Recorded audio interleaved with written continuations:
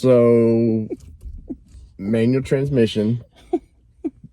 Kelly, I don't know that you've driven a manual in like 10 years or so. Since you had your G35. Yeah. So let's find out what happens here.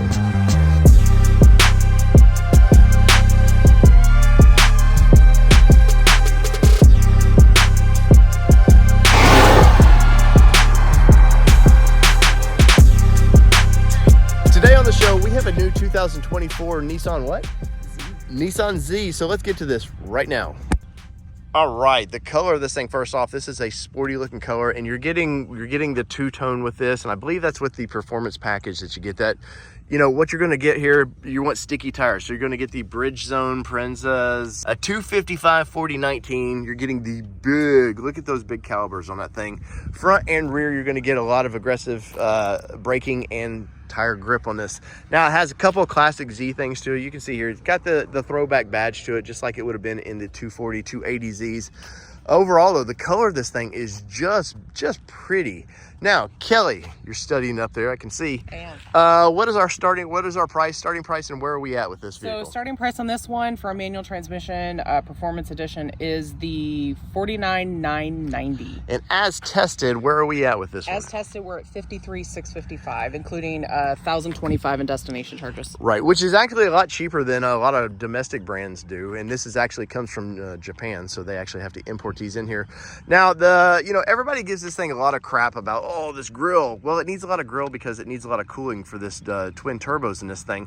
But I still like the throwback kind of grill to that, and it doesn't bother me. When you're standing up looking at it in this position, you really don't notice that big grill out there, and it still has the classic kind of look. Now, you know, the modern take of the headlights looks great. Overall, I can't say enough about this car. Now, we've done time in Supra. We've done time now in this one, and overall, which has a better interior for you? Honestly, the Supra has a better interior. Comfort-wise, the Z has a better comfort for me. I would totally agree with that, and because this is actually Nissan built this, and the Supra is, well, it's BMW. You know, I know Toyota had a hand in it. I'm not going to poo on like, oh my God, it's, you know.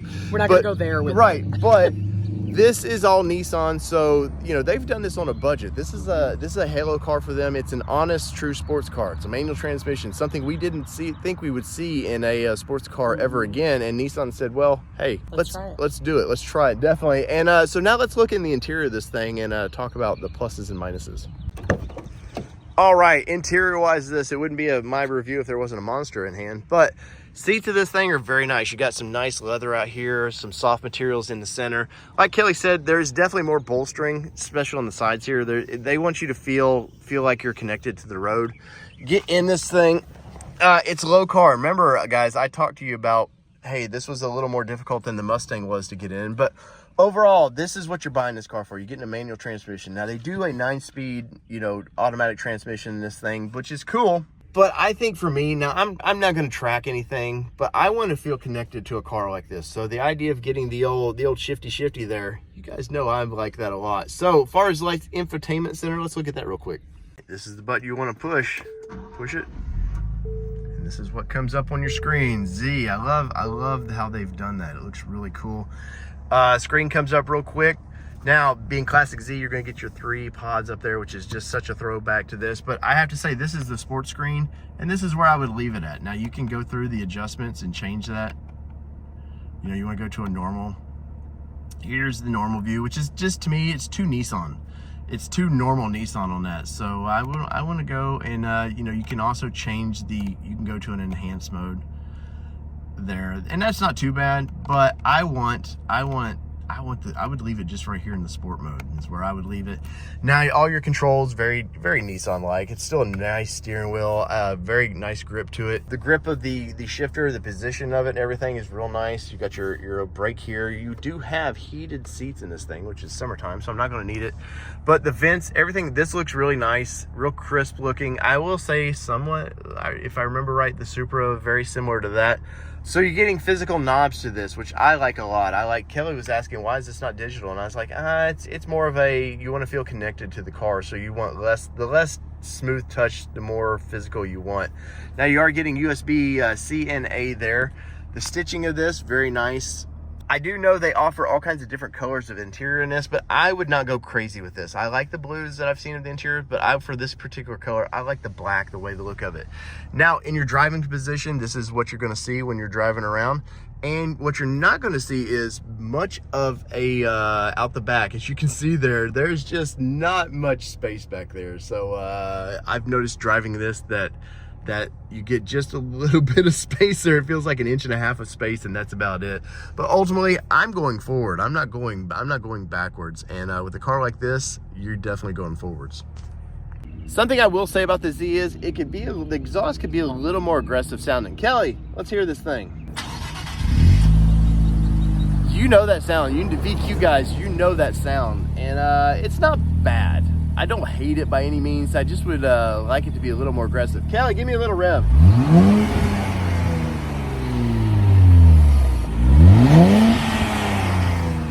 You know, I will say the Supra had a little pops and gurgles to it. I think the BMW and Toyota knew on that one. They knew their audience on that. But overall, not too bad. Now, let me show you something in the rear.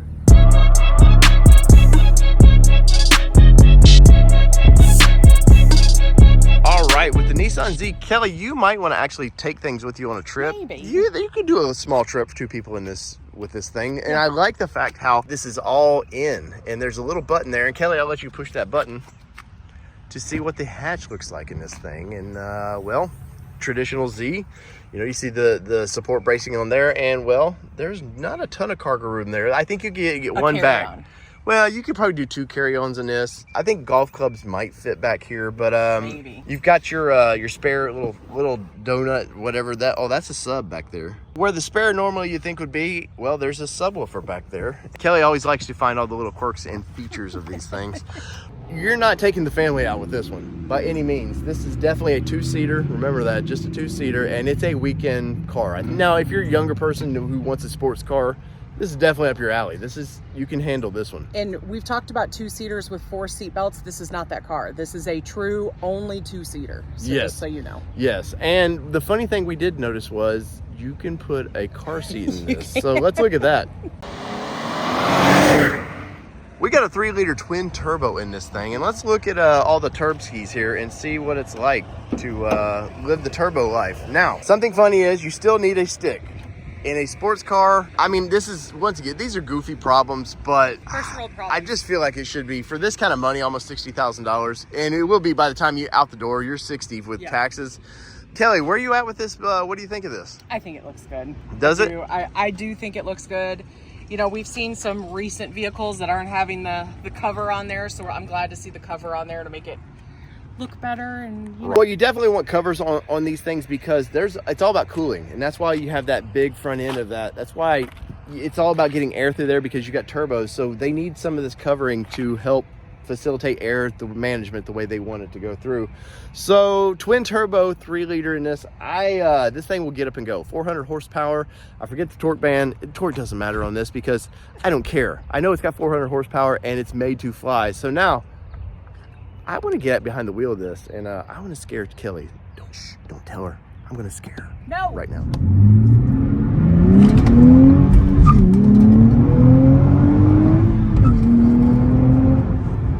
Woo!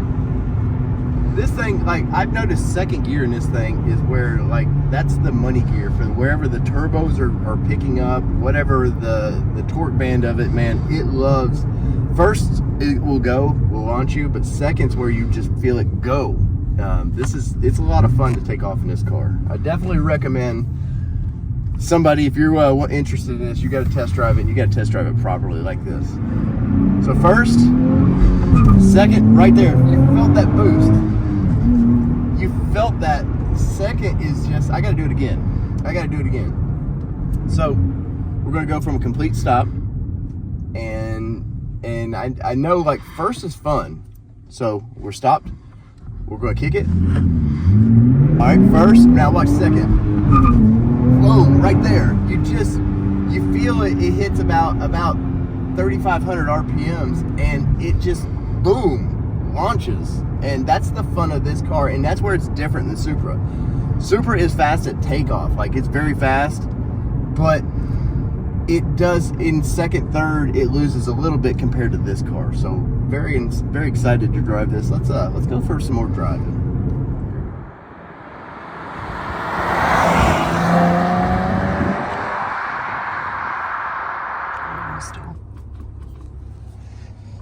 Totally gonna stall. Nah, you got this. Just ease. Told you I was gonna stall. Oh God.